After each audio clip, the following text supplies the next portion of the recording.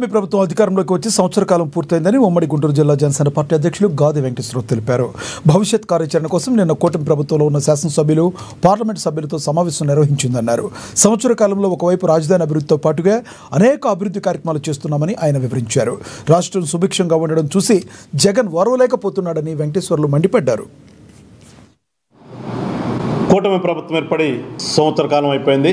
ఈ సంవత్సర కాలంలో గతంలో పరిపాలనలో ఉన్నటువంటి ప్రభుత్వం ఏ రకంగా రాష్ట్రాన్ని నాశనం చేసిందో, ఏ రకంగా రాష్ట్రంలో అలజడులు సృష్టించిందో ప్రజలందరూ గమనించిన తర్వాత ఒక మంచి మెజారిటీ ఇచ్చి ఒక బాధ్యతను మా మీద పెడితే దానికి అనుగుణంగానే మేము సంవత్సర కాలం నుంచి కూడా పాలన మీద దృష్టి పెట్టాం.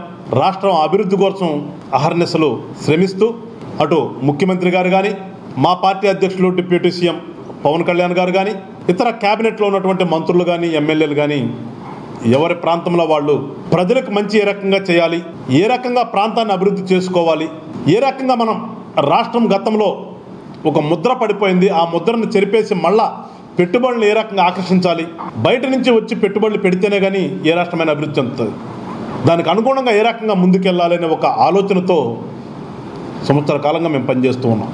రాజకీయాలు ఎప్పుడు కూడా ఆ టైం వచ్చినప్పుడే తప్పితే అనునిత్యం రాజకీయం కాదు. రాజకీయం అంటే ఒక పార్టీ నాయకుడు ఇంకో పార్టీ నాయకుడిని తిట్టడం కాదు. రాజకీయం అంటే ఏదో ఒక ద్వేషాలు రెచ్చగొట్టి అశాంతిని క్రియేట్ చేయాలని కాదు. రాజకీయాలంటే ఒక సేవాభావం. కూటమి ప్రభుత్వం ఏర్పడి సంవత్సర కాలం అయిపోయింది.